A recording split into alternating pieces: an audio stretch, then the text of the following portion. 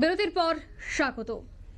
বেশ কয়েকদিন যাবৎ ব্যাংকক সফরে ছিলেন ইউনূস, তবে এবার বিদেশ সফরের শেষে দেশে ফিরেই প্রধান উপদেষ্টার সাথে এবার বৈঠকে বসলেন ইউনূস।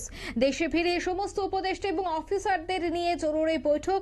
সেখানে মার্কিন যুক্তরাষ্ট্রে বাংলাদেশের পণ্যের উপর 37% শুল্ক চাপানো সহ আরো বেশ কয়েকটি বিষয় নিয়ে হয় আলোচনা। তবে কি এবার বেসামালে পড়তে চলেছে বাংলাদেশের অর্থনীতি? বিস্তারিত জানবো। টেলিফোন লাইনে যুক্ত হয়ে গেছে প্রতিনিধি রাজীব দত্ত। রাজীব, কিভাবে দেখছো বিষয়টা?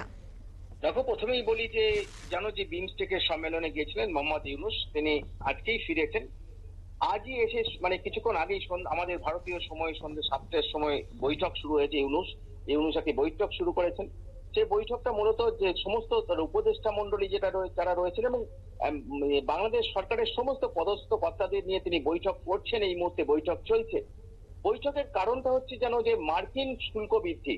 কারণ বাংলাদেশ এর উপরে যেমন আমাদের দেশের উপরে 26% শুল্ক চাপানো হয়েছে, তেমনি অন্যান্য দেশের উপরে চাপানো হয়েছে, তেমনি বাংলাদেশ সরকারের উপরে বাংলাদেশের পণ্যের উপরে 35% শুল্ক চাপিয়ে দেওয়া হয়েছে।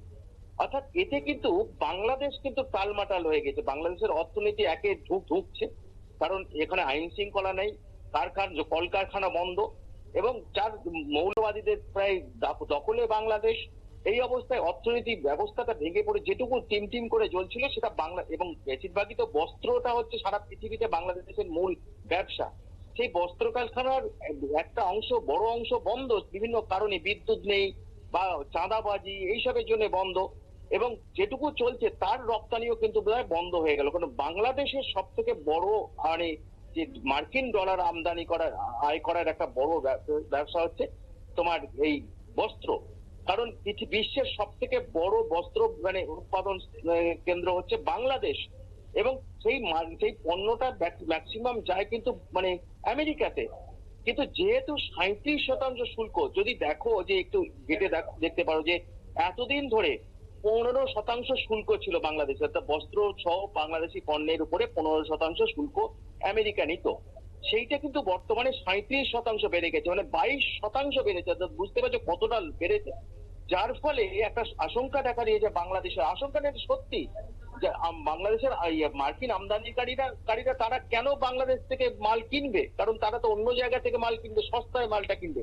যে ব্যবসাটা একচেটিয়া বাংলাদেশ এতদিন ধরে করছিল, বাংলাদেশের অর্থনীতি যার উপর দাঁড়িয়েছিল, অর্থাৎ মার্কিন ডলার তারা ইনকাম করতো, সেই বস্ত্র শিল্পটা এখন এই অবস্থা দাঁড়িয়েছে। অর্থাৎ রপ্তানি ব্যবস্থাটাই বন্ধ হয়ে যেতে বসেছে মার্কিন এই শুল্ক চাপানোর ফলে।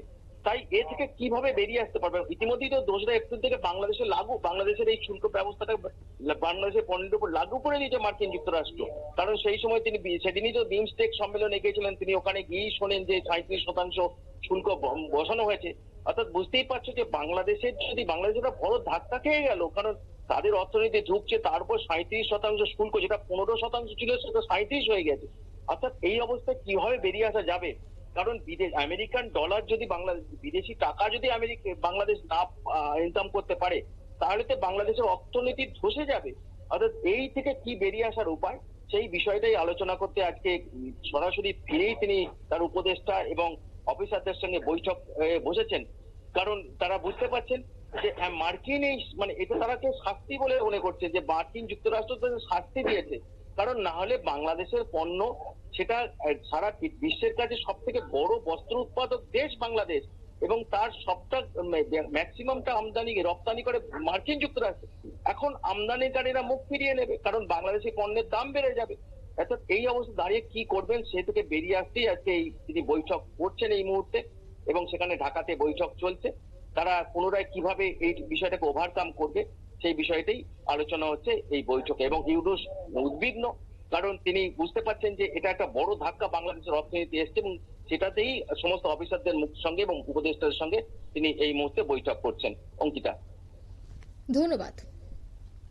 অর্থাৎ ইউনূসের সাথে এখনো চলছে বৈঠক প্রধান উপদেষ্টার এবং অফিসারদের এই জরুরি বৈঠকে আমেরিকার শুল্ক সহ আরও বেশ কিছু বিষয়, কারণ সবে মাত্র ভারতের সাথেও বৈঠক হয় প্রধান উপদেষ্টার, এবং এই বৈঠকের পর কোন কোন বিষয়ের উপর এবার আলোচনা করার প্রয়োজন এবং কোন কোন বিষয়ের দিকে কাজ করা প্রয়োজন সেই বিষয়গুলি কিন্তু সবথেকে গুরুত্ব পাবে এই বৈঠকে। নিয়ে নিচ্ছি ছোট্ট একটি বিজ্ঞাপন বিরতি, সঙ্গে থাকুন।